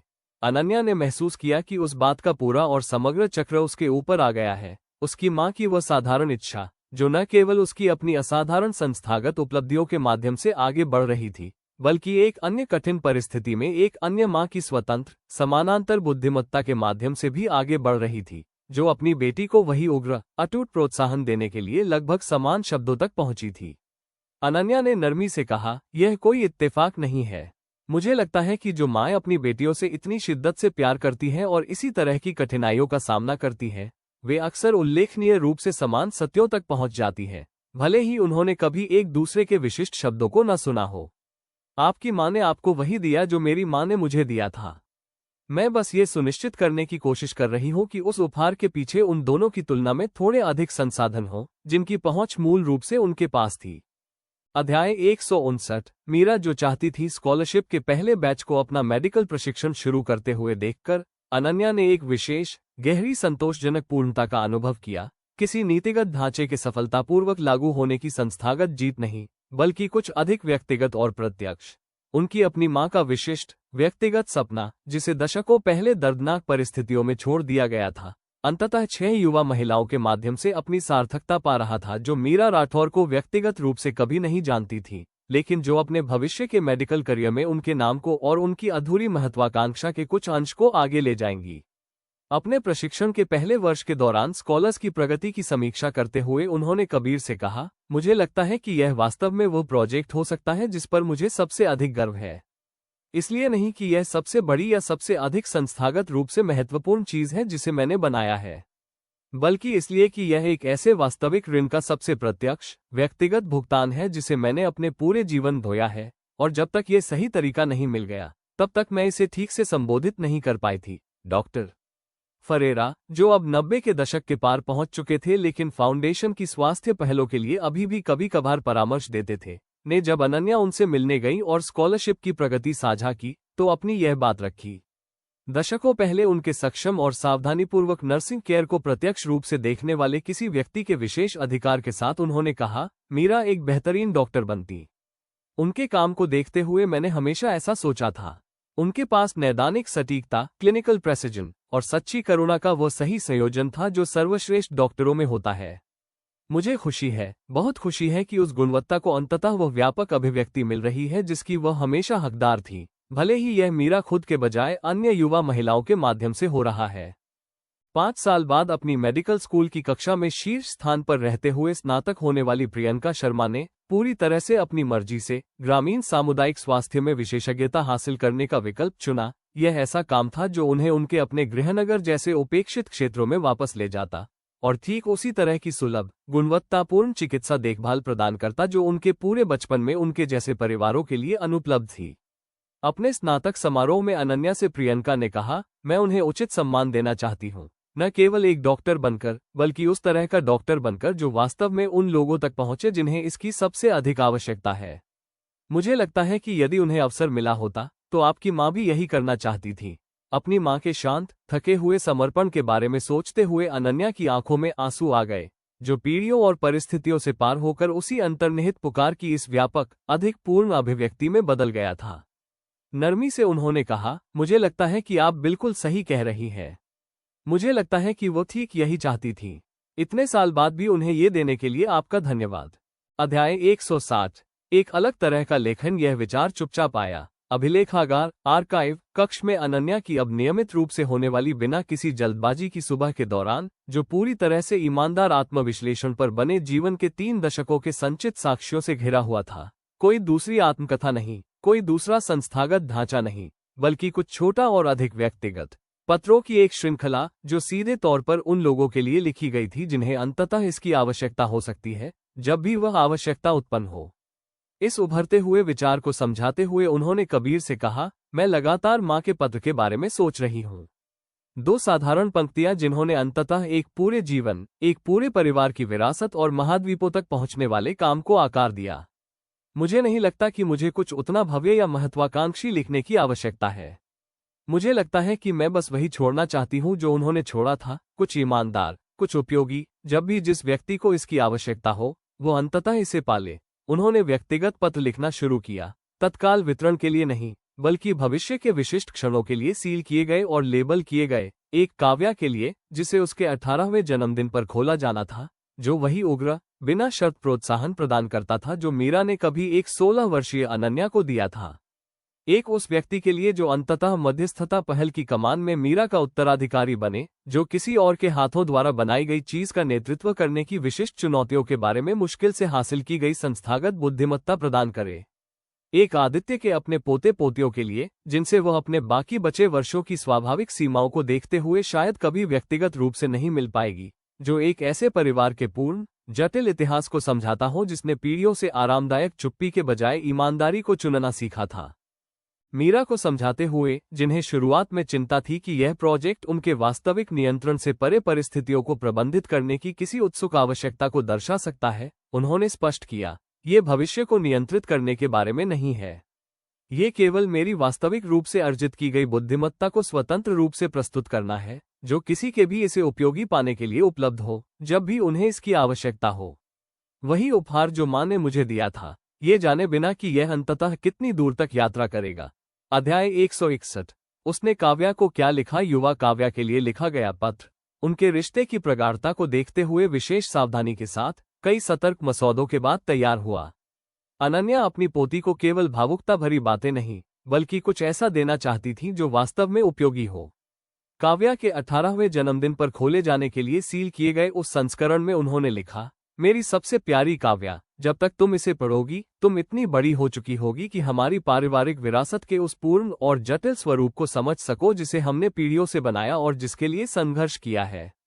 मैं तुम्हें वह बात बताना चाहती हूँ जो मैं चाहती हूँ कि कोई मुझे बिल्कुल तुम्हारी उम्र में स्पष्ट रूप से बता देता, बजाय इसके कि मुझे इसे मुश्किल अनुभवों के दशकों के माध्यम से धीरे धीरे सीखना पड़ता। तुम इस परिवार की विरासत की किसी भी चीज के प्रति ऋणी नहीं हो, न तो इस गद्दी की, न फाउंडेशन की, न मध्यस्थता पहल की, और न ही तुम्हारे जीवन के उस किसी विशेष रूप की जिसकी उम्मीद तुमसे इसलिए की जाती है क्योंकि तुम्हारे पहले बहुत कुछ हुआ था। तुम जिसके प्रति ऋणी हो वह केवल ये है, ईमानदारी, पहले खुद के साथ और फिर उन सभी के साथ जिन्हें तुम प्यार करती हो। तुम उस ईमानदारी से जो भी बनाओगी, चाहे वह मेरे द्वारा बनाई गई किसी चीज जैसा दिखे या फिर पूरी तरह से अद्भुत रूप से तुम्हारा अपना हो, वो काफी होगा। वो हमेशा काफी होगा। मैंने बहुत समय पहले एक बार अपने हक के लिए आवाज उठाई थी और इसने मेरे जीवन की हर चीज को इस तरह से बदल दिया जिसकी मैंने कभी उम्मीद नहीं की थी। मैं नहीं जानती कि तुम अंततः किस चीज की मांग करोगी या उसका दावा करने के लिए तुमसे क्या अपेक्षा की जाएगी। मैं केवल ये जानती हूँ, जो भी हो, तुम पूरी तरह से ईमानदारी से मांगने में सक्षम हो और इसे पाने की पूरी तरह हकदार हो, बिल्कुल वैसे ही जैसे मेरी अपनी माँ ने एक समय मुझसे वादा किया था, एक ऐसे पत्र में जो इससे बहुत अलग नहीं था। मैं तुमसे पूरी तरह प्यार करती हूँ, उन शब्दों से परे जिन्हें मैं यहाँ ठीक से व्यक्त कर सकती हूँ। जाओ, कोई भी ऐसा ईमानदार जीवन बनाओ जो तुम्हें खुद की ओर बुलाता हो। मैं वादा करती हूँ, जब तक तुम इसे पढ़ोगी, मैं जहाँ कहीं भी होंगी, गर्व के अलावा और किसी भी भावना के बिना तुम्हें देख रही हूँ। तुम्हारी नानी, अनन्या। अध्याय 162। देवयानी के साथ एक अंतिम बातचीत। अगली वसंत ऋतु में देवयानी 96 वर्ष की आयु में शांतिपूर्वक अपनी नींद में परलोक सिधार गईं। उन्होंने इस असाधारण पारिवारिक गाथा के लगभग हर एक धागे को अपने कठिन संघर्ष के बाद संतोषजनक समाधान तक पहुंचते देखने के लिए पर्याप्त लंबा जीवन जिया था। महल के फाटकों पर उन्होंने जिस डरी हुई किशोरी को सबसे पहले गले लगाया था, उससे लेकर संस्थागत बदलाव के दशकों तक और अंत तक अपनी खुद की परपोती को एक विचारशील, जिज्ञासु किशोरी के रूप में बढ़ते हुए देखने तक, जो परिवार की ईमानदार विरासत को आगे बढ़ा रही थी। उनके जीवन के अंतिम होश में रहने वाले दिनों में अनन्या उनके पास बैठी रही और उन्होंने वही हाथ थामे रखा जिसने दशकों पहले एक डरी हुई 16 वर्षीय लड़की को बिना किसी झिझक के, बिना किसी शर्त के आलिंगन में खींच लिया था, तब जब उनमें से कोई भी यह कल्पना नहीं कर सकता था कि स्वागत के उस एक काम से अंततः क्या कुछ बन जाएगा। अपनी अंतिम स्पष्ट बातचीत में से एक के दौरान अनन्या ने उनसे कहा, मैंने कभी आपका ठीक से धन्यवाद नहीं किया। फाटकों पर उस पहले आलिंगन के लिए आपको मुझे इतने पूर्ण रूप से, इतने तुरंत से गले लगाने की कोई आवश्यकता नहीं थी। आप इंतजार कर सकती थी, सतर्क रह सकती थी, पहले अपने ही बच्चों की विरासत की रक्षा कर सकती थी। इसके बजाय आपने ईमानदारी और खुलेपन को चुना, इससे पहले कि आप पूरी तरह समझ पाती कि उस विकल्प की इस पूरे परिवार को अंततः क्या कीमत चुकानी पड़ेगी या क्या अपेक्षा होगी। देवयानी की मुस्कान, जो अब कमजोर थी लेकिन सच्ची थी, में वही पुरानी गर्मी थी जो उसमें हमेशा से रही थी। उन्होंने नरमी से कहा, मुझे लगता है कि मैंने तुरंत ही तुम में कुछ पहचान लिया था, बेटा। केवल मीरा की आंखों को नहीं, हालांकि मैंने उन्हें भी देखा था। मुझे लगता है कि मैंने किसी ऐसे व्यक्ति को पहचान लिया था जो इस बात पर अड़ने वाली थी कि यह परिवार आखिरकार खुद के प्रति ईमानदार बने, चाहे हम इसके लिए तैयार थे या नहीं। मैं बहुत आकृत हूं कि मैंने इससे डरने के बजाय इसका स्वागत करना चुना। अनन्या का गला उस विशेष दुख से भर आया जो किसी ऐसे व्यक्ति को जाते देखने पर होता है जिसने उनके अपने रूपांतरण को इतने बड़े पैमाने पर आकार दिया था और जो अब एक लंबे, उल्लेखनीय जीवन को धीरे से और हमेशा के लिए छोड़ रही थी। उन्होंने कहा, हर चीज के लिए धन्यवाद, उस आलिंगन के लिए और उसके बाद जो कुछ भी हुआ, उन सब के लिए। देवयानी ने फुसफुसाते हुए वापस कहा, एक पुराने, डरे हुए परिवार को आखिरकार सच बोलना सिखाने के लिए धन्यवाद। मुझे नहीं लगता कि मैंने कभी यह भी ठीक से कहा था। देर आए दुरुस्त आए, जैसा कि तुमने खुद इतने साल पहले अपने भाई से कहा था। अध्याय 163। व्यवस्था को ठीक करना। देवयानी के निधन के बाद के महीनों में अनन्या ने बिना किसी विशेष तात्कालिकता या किसी अस्वस्थ चिंता के उन व्यवहारिक मामलों को चुपचाप संभालना शुरू कर दिया जिन्हें उन्होंने लंबे समय से टाल रखा था।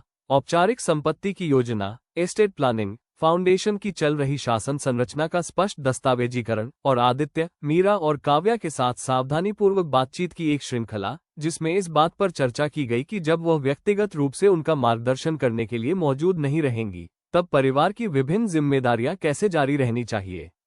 एक दोपहर अपने वकील के साथ वसीयत और उत्तराधिकार के दस्तावेजों के मसौदे की समीक्षा करते हुए उन्होंने कबीर से कहा, मैं नहीं चाहती कि यह भारी महसूस हो।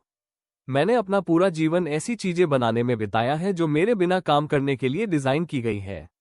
यह उसी सिद्धांत का अंतिम, व्यवहारिक हिस्सा है, ये सुनिश्चित करना कि मेरी परवाह की जाने वाली कोई भी चीज ठीक से काम करने के लिए मेरी निरंतर उपस्थिति पर निर्भर न रहे। जब उन्होंने आखिरकार वह बातचीत की, तो वह उनकी उम्मीद से कम कठिन साबित हुई, इसलिए नहीं कि विषय आसान था, बल्कि इसलिए कि इस परिवार के भीतर दशकों के अभ्यास से आई ईमानदारी ने ठीक उसी प्रकार के विश्वास का निर्माण किया था जिसने मृत्यु के बारे में चर्चा को भी किसी व्यवधान के बजाय एक निरंतरता जैसा महसूस कराया।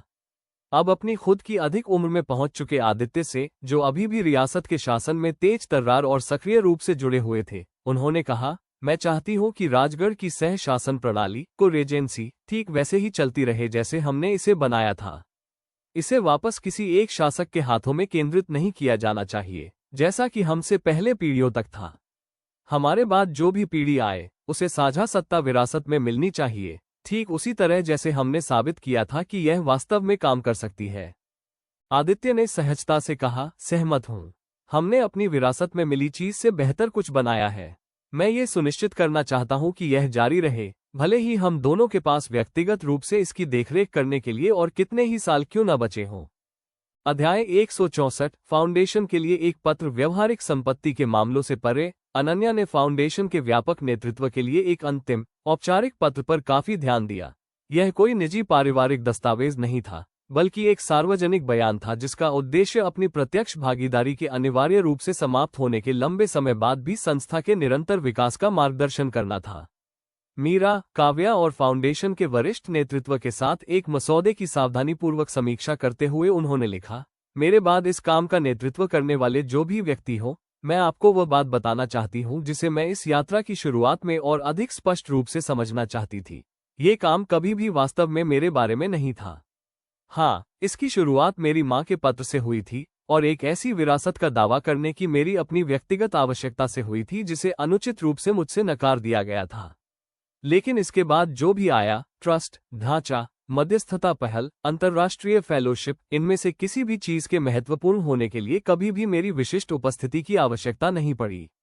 ये केवल लोगों पर निर्भर था, पीढ़ी दर पीढ़ी, हर बार अपनी विशिष्ट परिस्थितियों में उस चुनाव के लिए आवश्यक किसी भी रूप में आरामदायक चुप्पी के बजाय ईमानदारी को चुनने पर।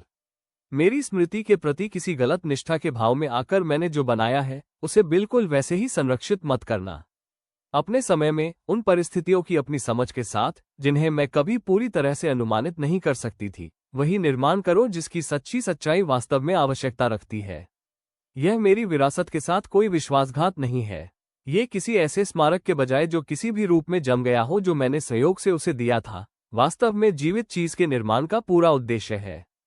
मैं आप पर पूरी तरह से भरोसा करती हूँ, जो कोई भी इसे पढ़ रहा है। मैं इसके अपने विशिष्ट निष्पादन की तुलना में इस सिद्धांत पर अधिक भरोसा करती हूँ। कठिन सवाल पूछते रहो, ईमानदार जवाब मांगते रहो, सच्चाई को चुनना जारी रखो, तब भी जब चुप्पी बरतना आसान हो। मैंने कभी वास्तव में बस यही बनाया था।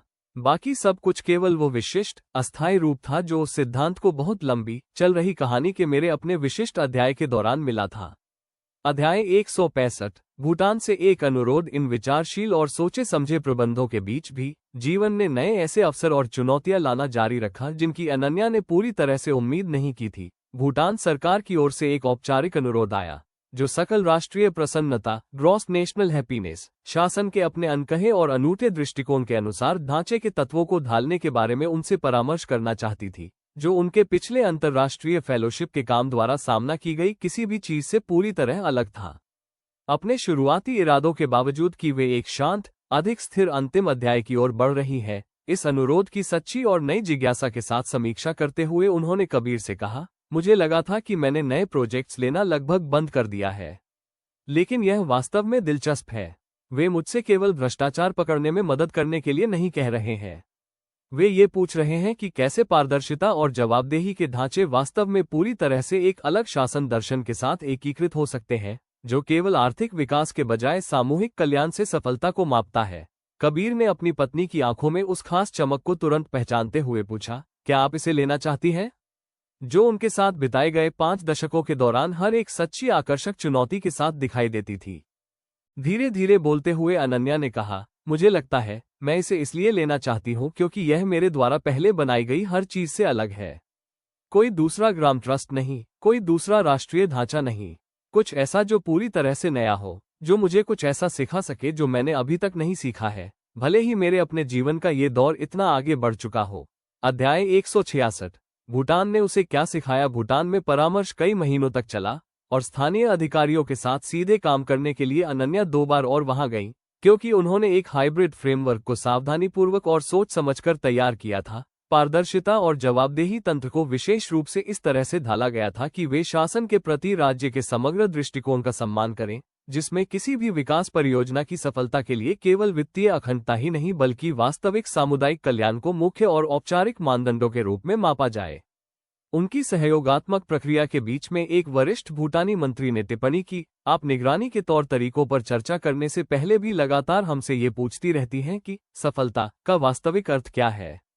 हमारे साथ काम करने वाले हर दूसरे कंसल्टेंट ने बस यह मान लिया था कि सफलता का मतलब आर्थिक विकास, दक्षता और मापने योग्य आउटपुट है।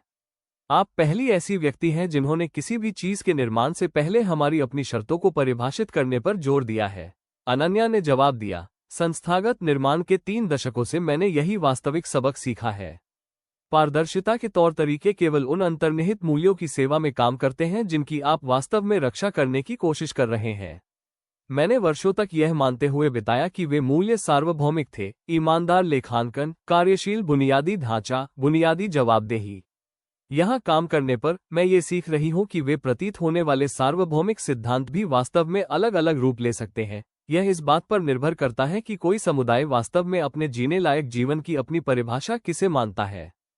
भूटान के सकल राष्ट्रीय प्रसन्नता, ग्रॉस नेशनल हैप्पीनेस दर्शन को कठोर स्वतंत्र सत्यापन तंत्र के साथ मिलाने वाला वो ढांचा जो अंततः सामने आया, जिसे अनन्या ने अन्य जगहों पर सुधारने में दशकों बिताए थे, कुछ वास्तव में नया था। ये केवल उनके स्थापित मॉडल का निर्यात नहीं था, बल्कि एक सहयोगात्मक आविष्कार था जिसे न तो वह और न ही उनके भूटानी समकक्ष पूरी तरह से अकेले बना सकते थे। थिफू से घर की अपनी अंतिम उड़ान के दौरान उन्होंने कबीर से कहा, मुझे लगता है कि यह आखिरी बड़ा प्रोजेक्ट हो सकता है जिसे मैं अपने हाथ में लूं।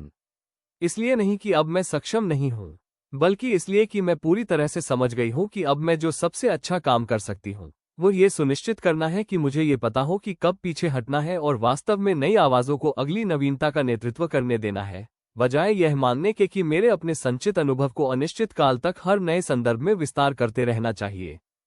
तो दोस्तों, अगर आपको ये कहानी अच्छी लगेगी तो हमारे इस सफ़र में आगे भी साथ बने रहिएगा। वीडियो को एक प्यारा सा लाइक ज़रूर दें और कमेंट करके मुझे बताइए कि कहानी का कौन सा हिस्सा आपको सबसे ज़्यादा पसंद आया। आपके कमेंट्स मुझे बहुत हौसला देते हैं।